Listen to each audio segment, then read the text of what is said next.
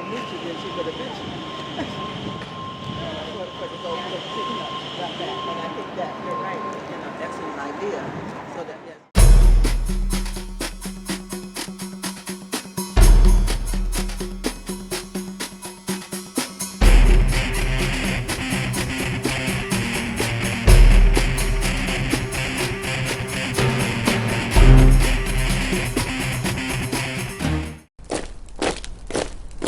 The office of Chair Wicks to stop, and that's why we're going to talk to their office today, and then of course finally Senate Bill 515.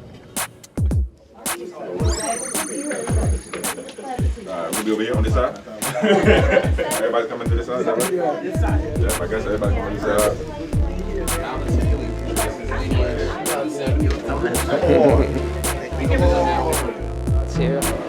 All right, we came out of the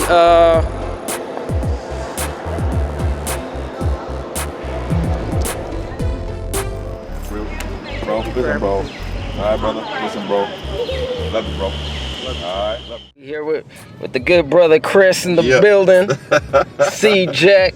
Salute. All right, bro. So we're gonna go see Buffy Wicks, man. Yep. So what's the goal for today in terms of like advocacy? Yeah, the goal is to advocate for Buffy Wicks and her office and her staff to hold or kill Senate Bill 437 and Senate Bill 518. These are two bills that we are very unhappy with. They're both authored by Senator Akilah Weber Pearson, chair of the California Legislative Black Caucus.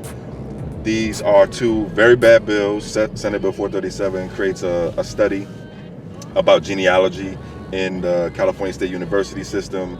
And instead of doing reparations, it says let's do another study about reparations, this time about how to do genealogy. So we don't need no more studies. We don't need no more genealogy studies. We don't need no more reparation studies. We know how to do genealogy.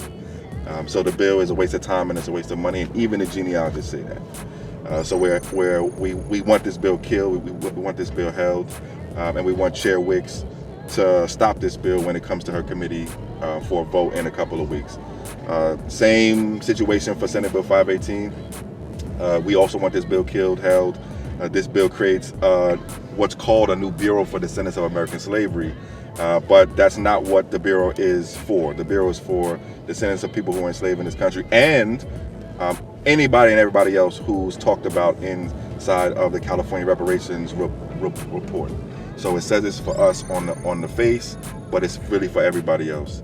And then also, this bureau would be living inside of the California Department of Justice, which is the state's top largest law enforcement body, and the country's second largest law enforcement body, other than the National Federal Department of Justice. So this is offensive and dangerous. No reparation system should run through law enforcement. A horrible idea. Almost can't even believe that this will be proposed by black legislators to put a reparation system inside of a law enforcement body.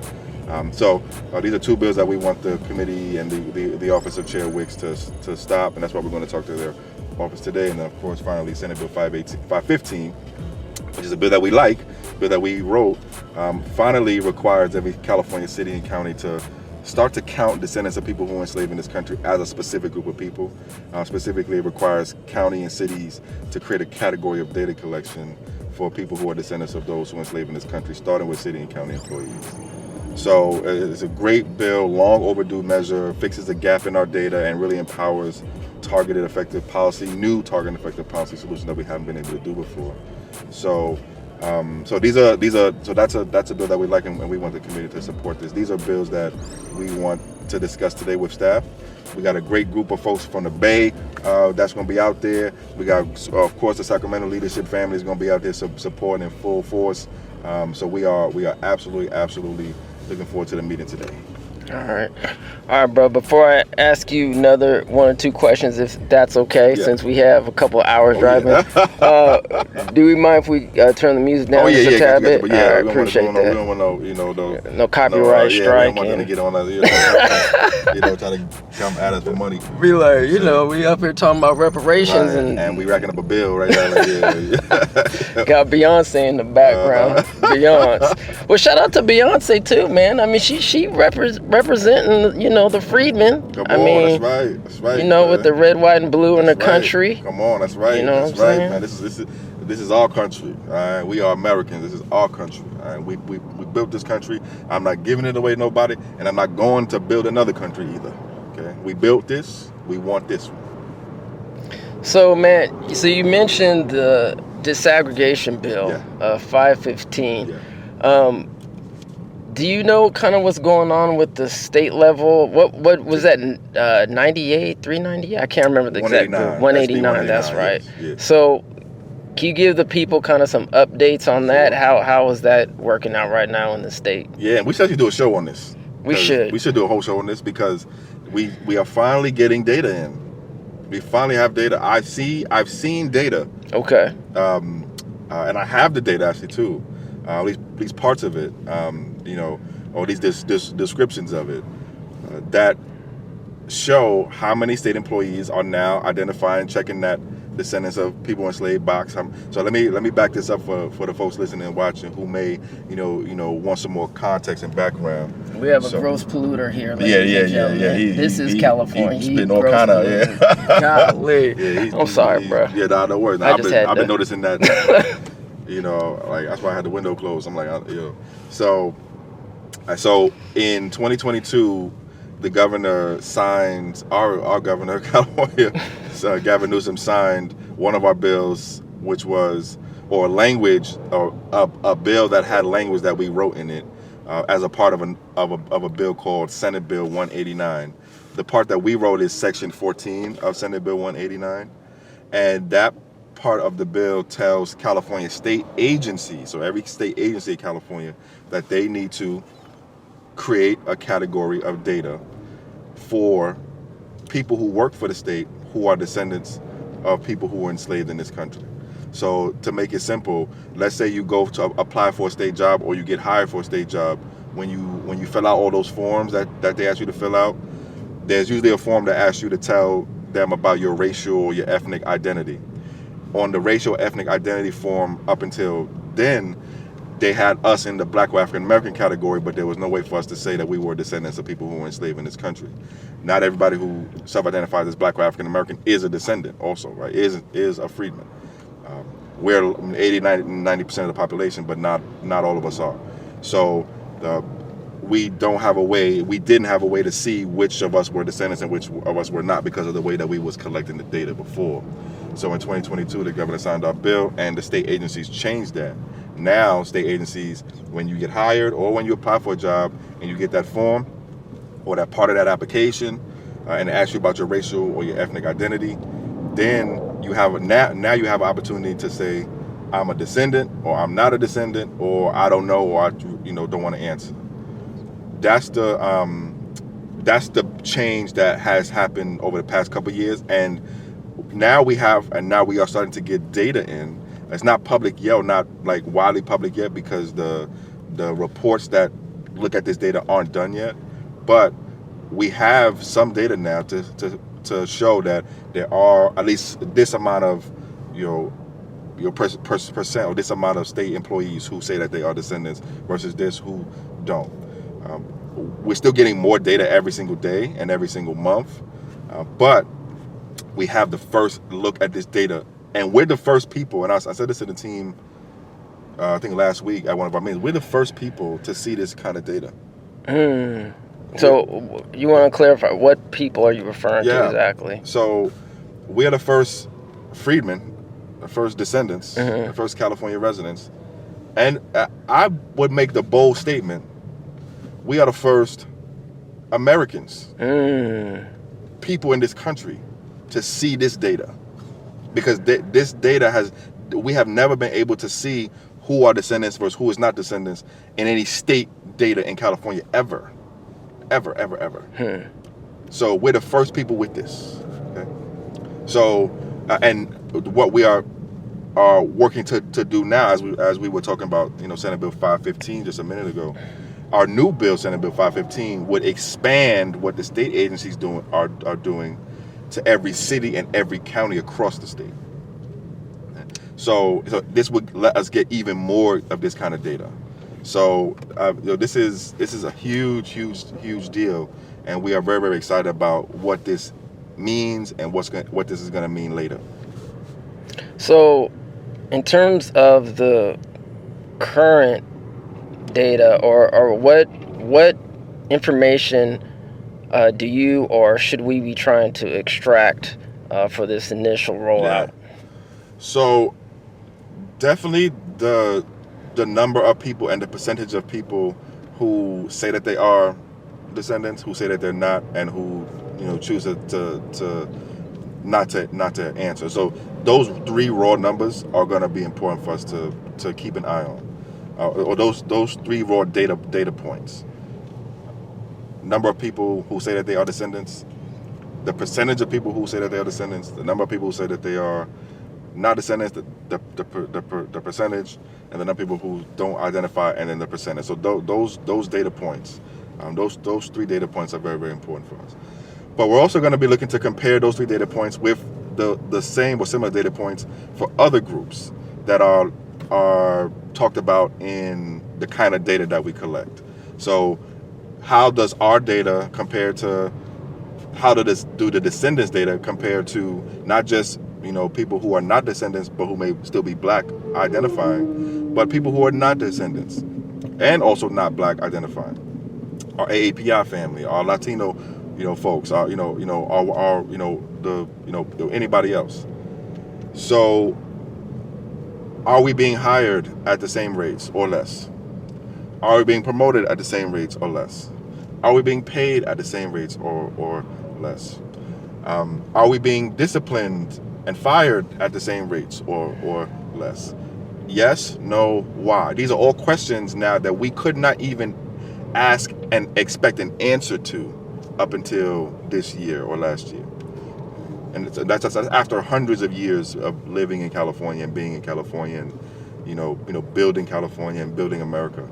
So those are some of the things that we have our eye on, and some of the ways that I think we could use some of this data when we get more of it. Well, I know Kim and myself, we're obviously involved in media, and so we've been in contact with the California Film Commission. Okay. And we were asking them, well, do you have any information in terms of your they call them directors who are in these local municipalities. Mm-hmm. So we were like, hey, do you have any information in terms of black Americans? Do you who are these directors at these particular locales here? Mm-hmm. Do you? And they're like, well, we don't have that information. So I don't know if how the California, for example, the California Film Commission, because they are a state agency, right? Like how this could impact what they might need to report, or even if somebody like an advocacy group could go to them and say, hey, well, we have this legislation, this law now, and you guys are a state agency, we expect you guys to run this report. Is that something that you think, as advocates, for example, I'm just using the California Film Commission as an example, where we can go to an agency like that and say, hey, can you guys, now this new law is here, can you fulfill this report or request? 100%. That is 100%. Absolutely yes. Absolutely yes. And that's one of the things that this new law empowers us to do. So before we could ask that question and then they could say we don't have the information, and then we would be SOL, right? We could advocate to them and plead to them, but they don't have any requirement to collect that data. Now they do. So now when we go, it's a different type of talk. Now it's, if you don't collect this data, you are potentially in violation of the law, of state law. So what are your plans to collect this data? How can we help you collect this data? Now, just keep it real too, I do have to look at the data that we have coming in because it's broken down by state agency and department. Okay. So we can see in which departments, in which, et cetera. Okay. So just keep that in mind. So we actually may have some for the Film Commission. The thing is though, we don't get personalized data. So for example, we won't see what your name is. Like if So someone who checks that box that they are a descendant, when the data is reported, so yes, the state knows that it's their name on that form, yes. But when the data gets reported out to the public, it's scrubbed of like personal identifying information. So like I will be able to go into the data and say, okay, California Film Commission, okay, director so and so, okay, he checked descendant box. That is not what we're doing here. The data that we get is kind of like in the California Film Commission, 20% of the people said that they were descendants. Okay.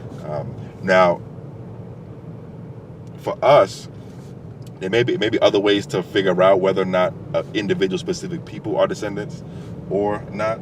I'm of the opinion, to be honest with you, so I'm supportive of I'm supportive of the effort to get more freedmen hired into state jobs. Those who want to be hired into state jobs. I'm very, very supportive of that effort. So the more work that we can do, in that space and in that way, the better. Man, we have some great conversations, of course, man. man. You know what I'm saying? Like, we always be building. So I'm glad we're actually taping this, man, because now that I'm kind of thinking about SB 518, right? And let's say, hypothetically speaking, it does pass, right? And becomes, as I breathe heavily. You process the anxiety of saying those words, yes. So, okay. Comparing it to obviously AB 1315, the one that was unfortunately wasn't introduced by Bill Asaley. It was. So it was introduced, but then it didn't move anywhere because of because Donald Trump asked him to leave the state assembly and go work for him. Other politics. That happened because he got a promotion, right? But if I recall correctly, because after Bill Asaley left, nobody picked up the bill, correct?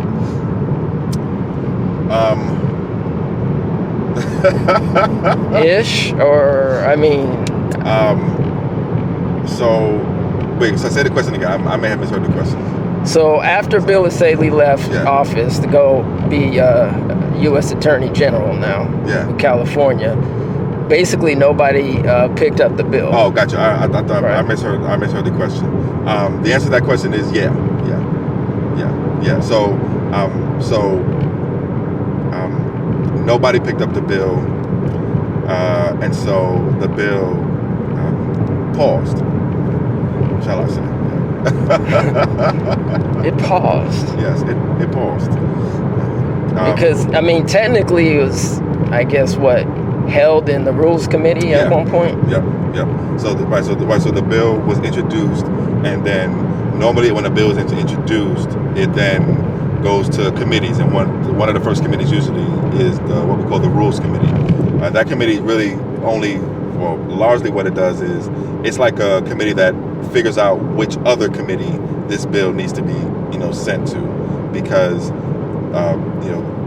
the different committees discuss different topics and talk about different topics. So every bill has to be like related to the topic of the committee. So the Rules Committee's job largely is to figure out what's the topic of this bill and then which is the best committee to send it to. So that's where 1315 started, and that's where it is right now.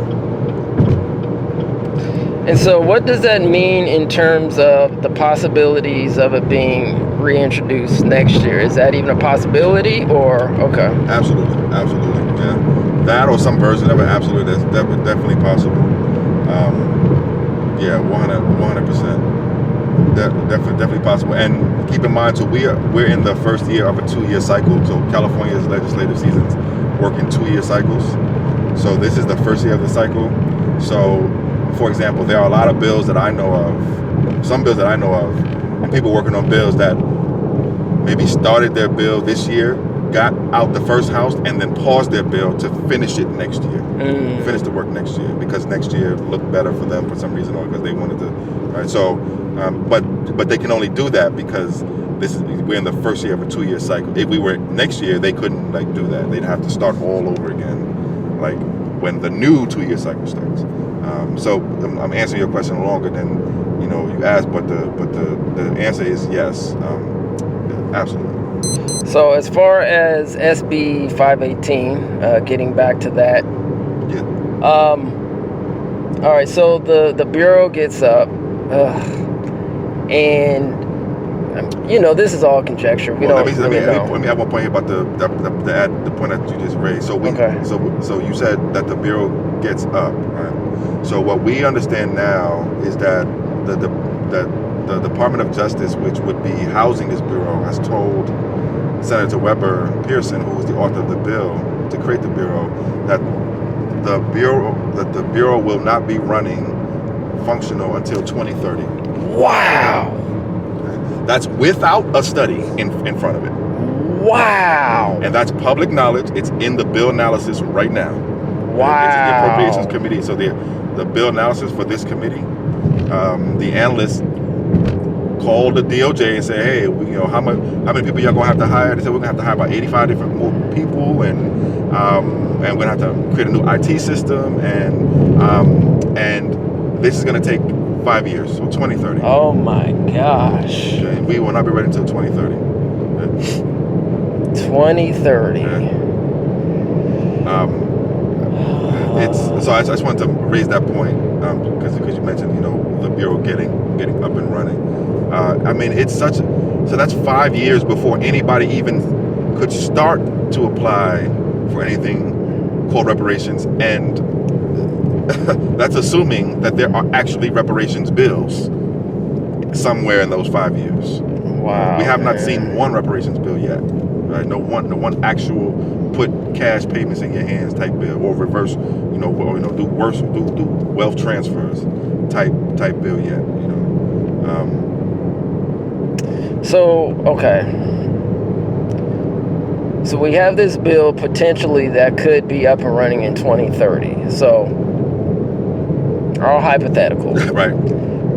If and when, if this ever gets up, is from your understanding, because I haven't read the latest analyst, yep. So I gotta check that out. But from what we know right now, is there any language in that bill guaranteeing that freedmen would actually be able to apply, or is there like a percentage allocated where freedmen would be hired? No, there's no hiring preference in the bill at all.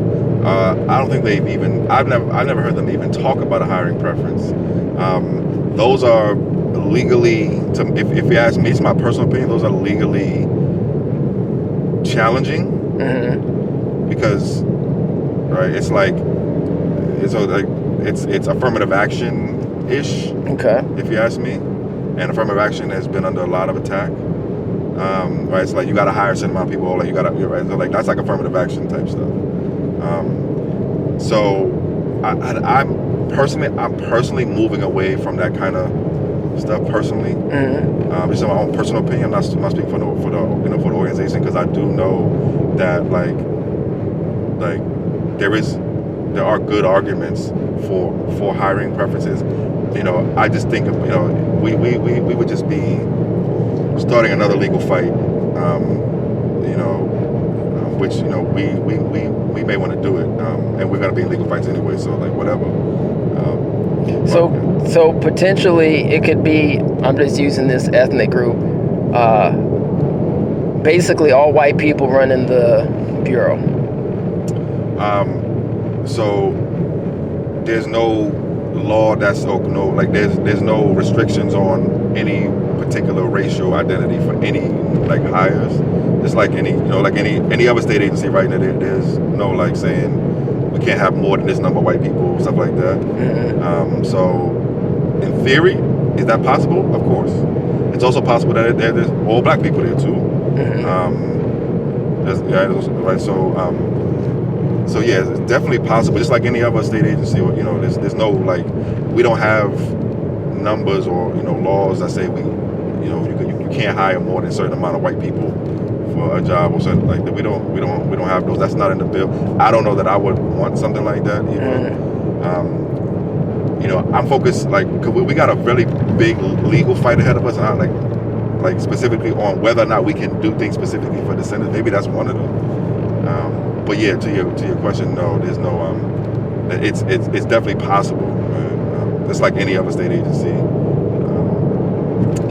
Well, at least, I'm just thinking that, you bring up, obviously Prop 209, right? Yes. But, like, at least to have a percentage, maybe it's going back and forth, descendants are 5 to 6% here, give or take. So at least to have kind of at least that carve out, not discriminating against other people, but saying, hey, at least, this percentage of your staff could potentially be X, Y, and Z. That still is iffy, but just in terms of, us descendants, because we're talking about, just data disaggregation, right? If some of this data that comes out saying that basically black people aren't being hired at the rate as our own population here, that could probably give it some credence in terms of, like, why would we need a carve out? We definitely need some solutions in it right now. So you're absolutely correct. Though, if, for example, we get data showing us, and now that we can have, answer these kind of questions because there's new kind of data we collecting. If we get data that says freedmen are 2% of the state employee population, like, so right. Okay, so 2% state employees. Okay, so then the question is, why? Is that good? Is that bad? If it's bad, then what do we do about it? Okay. And so the question of what do we do about it is where we get into the types of solutions, the types of policy, like, ideas, right? So you just gave one. Okay, let's pass a law that says that there got to be a certain number of freedmen hired. Right? That's one potential solution to that. So that's more of an affirmative action style solution. And we've been, there's a lot of history behind that. There are other solutions too. Right?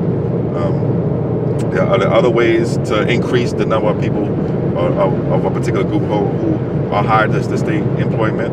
The state agencies have done this kind of work before. I think, for example, I think there have been other groups who have noticed that their, like, hiring numbers have been low, and then the state has done things to work to increase those numbers. For example, I think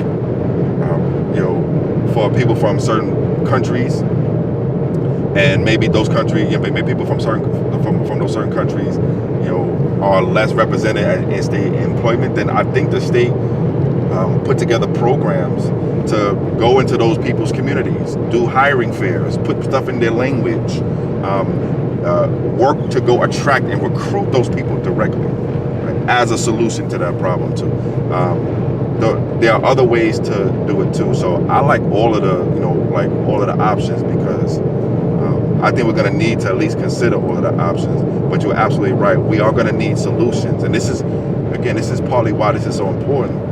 Because this empowers this new way that we get in this information, this data collection, empowers these new solutions. Before, we didn't even know how many state employees was freedmen or not. So we couldn't even say do this or do that or increase the percentage or that. Right? So this is partly why it's good. And then the next step, you're right, the next step after is, what do we do about what we find out? So, all right, before I turn off the camera, and obviously we're going to be turning it on again when we get there, 437. Yeah. The research study bill. So, like, I know for the people that obviously, watch what we're doing here with ETM, and go like, share, and subscribe, obviously. And, if you're on the CJEC, go subscribe to their YouTube page as well, and sign up to the newsletter, obviously. Get your up-to-date information on what's going on here in California reparations. Get the real reparations. So 437, man, as we're going into the last haul of this part of the season in 2025. What's your projection right now, man? Like, honestly, I mean, do you think it's going to get to the governor's desk? You know, I don't know. I don't know. I really don't know. I think the governor's office wants this bill. And so I think because they do, and because if that's correct, then that increases the chances that it gets to them, because the governor is the leader of the party, really, and the party is is behind this bill. So if the governor's behind it and wants it, the party so far has been behind it and wants it. That usually increases the chances that the bill gets to the governor's desk. Does he sign it? That's a different question. But because he wants it there, I think that means something for what happens with the bill. And I think I say that the governor wants it because largely the language of SB 437, the study bill, is what the governor wrote, what the governor proposed last year, and right. So there's a whole story behind that too. But yeah. So, what does that mean in terms of? Okay, so the money's being allocated to the CSU and the Tides Foundation. How? I'm trying to phrase this question correctly. Is there any possibility right now that, I mean, because I just don't see any good thing coming out this bill, bro. So what, I guess, are there any positive things, I guess, in a way, coming out of 437, 518? I don't, positive, from the bill itself, so there's nothing good in the language about that bill that I could point to that says, well, maybe if we look at it this way, then nah, because we don't need no study. We don't need no study. So in that sense, no. But here's another way to approach that question. So one thing that this bill does, it exposes who's on our side and who's not. It exposes who's on our side and who's not. And that is helpful for us because that then helps us better or make the kind of political change that we need to make easier and better. Let me make that make sense. So how does this bill help us figure out who's on our side and who's not on our side? Well, the bill has a list of supporters, and those supporters come from organizations. So the bill has a list of organizations who are supporting this bill. So it tells us which organizations want us to study more and which want us to give reparations now. That helps us. Right? It also tells us which legislators want us to study more and which want us to give reparations now. That's very helpful, right? Because what's been going on over the past couple of years is, I think it's been easy for people to hide, and organizations and legislators to hide and say, hey, I support reparations out the mouth, but not have to show it in action. Okay? And so now you have an actual policy that you can be held to and put up against and say, I'll give you an example, Senator Weber Pearson, you're running for re-election, but why should black people in San Diego vote for you when you stalled and stopped and slowed them from getting reparations in their pockets? And clearly you were, because you are the author of this bill. Or, hey, Assembly person so-and-so, you are a co-author on this bill. You're running for re-election. Why should I vote for you when you co-authored a bill that would put a reparations system in a law enforcement agency? And yet you talk to me about how your opponent is so, against racial justice and against, people of color, as you say, and how they're, anti-democracy and how they're threat. You talk so much about the other side, but when you had a chance, you were the other side. You are the other side. So why should I vote for you? Okay. And actually, why should anybody in this room vote for you? Okay. So this allows us, right? But before this year, we didn't know if Senator Weber Pearson or co-author Senator so-and-so or this organization, nonprofit, was really with it or just talking it, right? So that's a benefit. But it's not because the bill language is good. It's actually a benefit because the bill is so bad. So I lied. One more question. Yeah, right on. So now that it's in appropriations, can people, I know the answer, but I'm going to let you answer. Sure. Can people give public comment or public witness or testimony in this part of the appropriations hearing cycle? During the hearing, the answer is no. And that's because the appropriations hearings are, this type of hearing is really different. It's not very publicly friendly.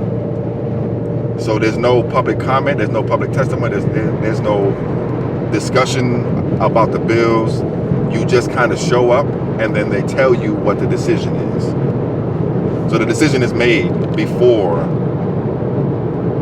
you get there. Partly why we're going to see Buffy Wicks in the chair of the committee right now. 2 weeks before the committee hearing, right? We're going to see them when the decision is and are being made, which is right now. So the answer is no. There's no public comment. During the hearing, but y'all know us. We create opportunities for public comment, and there's no hearing where the committee members of who are participating in the hearing haven't heard from us. I don't think there's been a hearing on any reparations related bill that we've had our eye on in the past 2 years where we haven't created an opportunity for public comment. We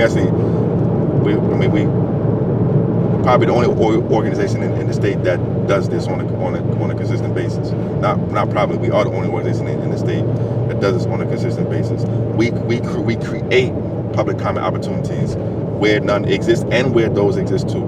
So for us, we will almost certainly launch a way for people to send public comment to the committee before the hearing. And then of course our ETN Media family, live streaming the hearings. Join us on YouTube during the hearings. Get into the YouTube chat and make your public comment during the YouTube chat during the hearing in the YouTube chat. So we always and like there's no hearing and there's no vote, hearing, anything where we will not open up opportunities for public comment. Yeah, so family, that's why it's so important. And also, if I'm correct or incorrect, or please correct me, we as a public have a chance to write in as well to the appropriations committee or other committees. Is that correct? Absolutely. You can write about it's by email by write. You can send them an email. You can send them a physical letter too. But you can send them an email. You can comment directly through the online portal. There's an online portal system set up that you can give public comment to and through. So, and then of course for us, we make it easy. We'll launch a way for you to do that sometime in the next week or so. We usually make it very, very easy, such that 2-3 clicks of a button, and everybody on the committee will have your comment in their inbox. So that's why, family, you need to sign up to the CJEC newsletter. Come on, talk about it. All right. And ETM Media on YouTube also. Make sure, sign up, subscribe, all that. Absolutely, fam. All right, we'll check y'all later. And always, Chris, man, flowers to you, brother, man. You've been, man, bro, we probably say this a whole bunch of time, man, but we've been doing this since at least, golly, bro. I remember interviewing you on a bench at McKinley Park. Talking about, what was it? Measure U. Measure U in Sacramento. Dang, bruh. And we still here, brother. Yeah, man. Look what we've done since, doing it, man. We done changed the game, man. We done transformed the whole world. So, but we ain't done yet. Not even close. So what you're saying, brother, in terms of reparations and how far we've come? I mean, we've changed the world with we're closer to reparations in California than we've ever been, and that's because of you, me, people across the state of California and across the country pushing the line. When I met you, there was no reparations task force. There was no reparations, policy proposals. There was no reparations, report. Hey everyone, please go to etnmediagroupstore.com. Please go to etnmediagroupstore.com for your latest merch. And always, don't forget to like, share, and subscribe. Let's continue. Oh, man. All right, brother Chris. So we're headed back, man. Can you tell us how it went today at Buffy Wicks' staff? Flawless victory, as we used to say back in the days when we used to play video games. Flawless victory. Man, I'm so proud of us. I'm so proud. You can see the smile. I'm so proud of us. Standing room only. There's probably about 20 people in there. Okay, now we normally don't do meetings that big with legislators and their staff, but this was a community meeting. 20 Bay Area and Sacramento residents, all in one space, talking to the staff. I'm almost at loss for words how amazing it was. I can't wait to sit down later on at home and just soak in all of the amazing energy that came. I am so excited. I'm so excited. It was so good. We did such a great job, from start to finish, from the openers to the discussion to the close. We had people. We had a real talk. We had our elders in there. Yep. Talking about themselves. Man. So how long was the meeting with the staff? In total, about from meeting start to meeting finish, about 45 minutes. But there was we kind of stood around and sort of mingled and schmingled a little bit afterwards. So we kind of, add about 15 minutes to it. But meeting start to meeting finish, we're talking 30, 45 minutes.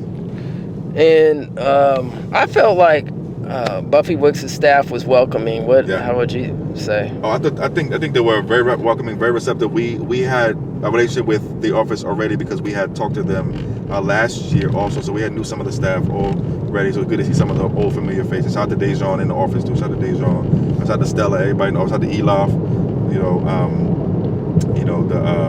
The whole team, the district director, the field reps, everybody.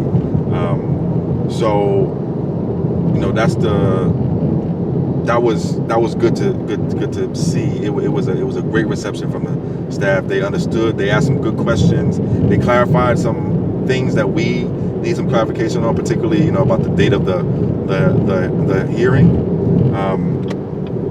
We suspected it was August 29th, but there's some misinformation going out right now about how the hearing's the 18th.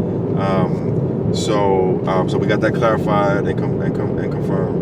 So the staff was great, and I gotta express love to the staff. Shout out to the whole Oakland staff of Buffy Wicks. They are amazing. And so, do you think whatever goal I think the advocates have was accomplished today? I think so. So we had 4.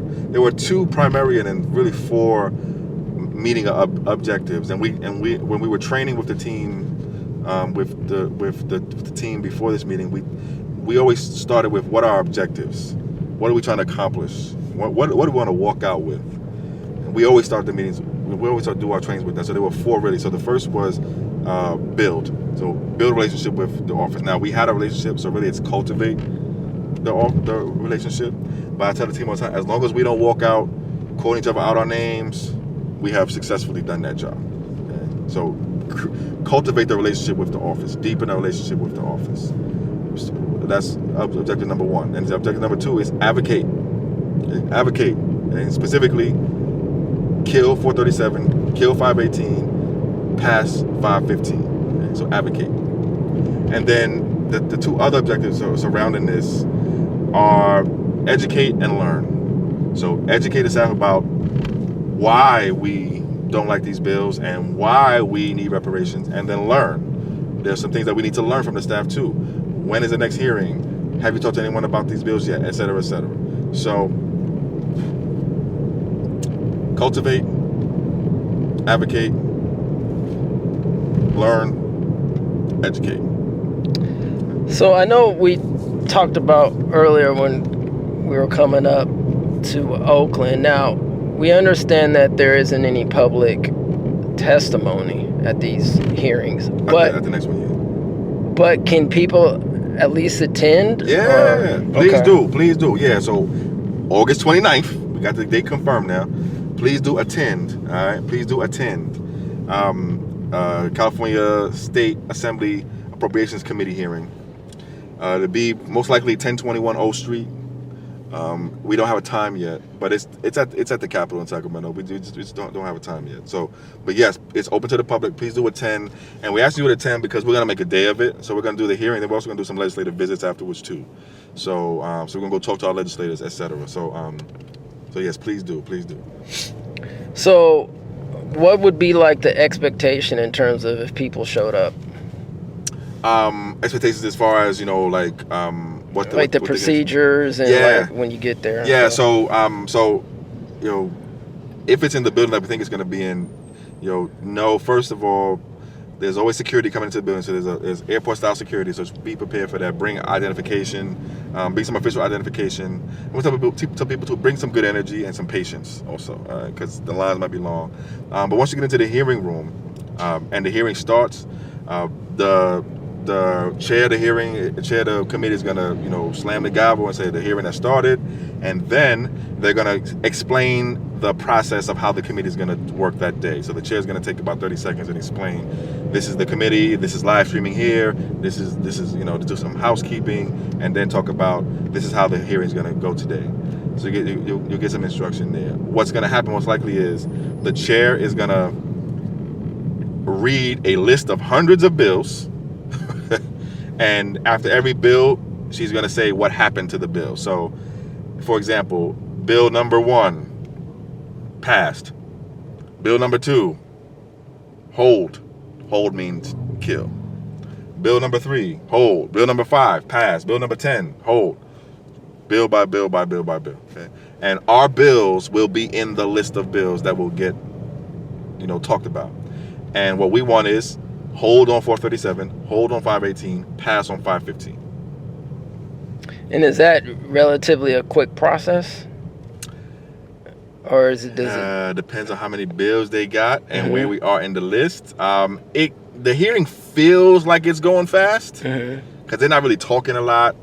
Sometimes I know. So for example, in one of the other committees, they do because it's kind of it looks kind of boring.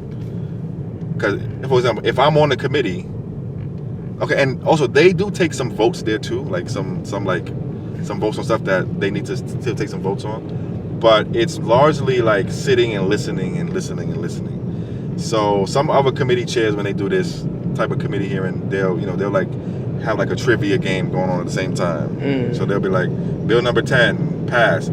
So committee members, what's the largest orchard in California?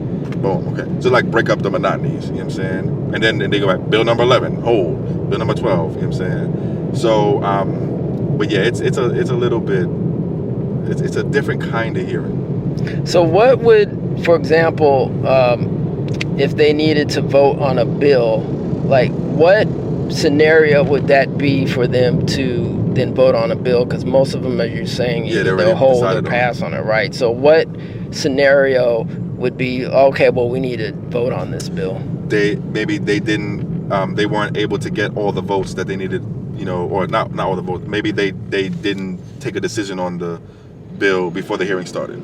So they just didn't get to it yet. Okay? There's so many bills that they didn't get to it. All right, or so there were some changes going on with the bill that prevented them from taking a decision before the hearing started. So they're not finished yet, or they weren't finished yet. So either they didn't get to it yet because there's so many of them, or they weren't finished yet. Okay. Those, I think, 2 examples of when they could take a vote, and they do it. So for example, at the Appropriations Committee in the Senate side, we saw them take votes there. Right. Most of the bills were pass, hold, pass, hold, pass, hold. But there were some bills that were like, yeah, we need to take a decision on this right now. Right? But they don't talk about it though. There's no discussion. It's just vote. Like you need to be ready for a decision right there. Just because they've already been through previous committees. True, and also because you're supposed to have done your work prior to the hearing, and also because it's the last day. So the this Appropriations Committee hearing is on the deadline for that committee to get the bills decided on. So they can't wait. As a matter of fact, if they don't take a decision on your bill, it's dead. Okay. So, yeah. I guess I'm gonna have to pop out and get some. Yeah, I need some gas right now. We are 20 minutes away. 20 minutes. All right, bro. So, just one more question. Yes. All right. So, they get through and they're like, okay, we get through the bills, right? What? So, in terms of the procedure, like how long will it take? Oh no, that's what I'm saying. I don't want to. This was the question I meant to ask. So when do they actually vote? Because I mean, they don't vote. Do they? They don't vote during the public, right? This is like it's internal. Internal, right? Yeah, it's internal, and also you should know. So this is the part of the process that's the most like what they like. We can't see. This is the least public and least transparent part of the lawmaking process that I've seen. There's a lot of very not transparent parts of it, but this is one of the least. Because in the other parts of the process, you get to see them take a vote and a decision in public, and you get to see them argue about the decision and then take a decision, or and then the public can be involved and give comment and give thoughts and give testimony. This part is almost none of that, and I think, and from what I'm told, the people who have the decision-making power are not. It's not only the people on the committee who are making a decision. The leadership of the party. So the leaders of the party in power are involved in the decision about what bills get out and what bills don't of this part of the process. And the governor's office is involved too, from what I understand. Really? Yeah. So for example, if the governor's office doesn't like a bill, doesn't want it to get to them, this is a place, it's a part of the process where, from what I understand, they have the ability to influence whether or not it gets to them. Okay? And so it's the governor's office. From what I heard, it's something called the Big Three: the chair of the committee, the governor's office, and then the leadership of the party are all involved in the decision about what bills get out. But there's also a whole committee too, and I think their thoughts or their voices either aren't as important as those other voices or no more important than those other voices. All right, cool. So when people come there and then they go through the voting, typically how long are these like appropriations hearings? This one is going to be probably hours. So really? But the good thing is we don't have to stay for the whole time. Once you hear your bill and what you hear, then you can leave. So once we hear our bills, we're out. Once we hear the decision on our bills, then we're leaving. We're not staying for the other stuff. But yeah, these are usually hours long. They usually are hundreds of bills that they talk about, or that they go through, and yeah, it's usually hours and hours and hours. And then after the bills are voted upon, then the next step is the floor. Depends on if the bills go forward. For example, let's say SB 515, the one that we like, passes in a couple weeks, then the next step is final vote by the entire House, and then after that, governor's desk, assuming it goes well. All right. Thanks, brother. As always, appreciate you. Of course, man. Of course, brother. Anytime.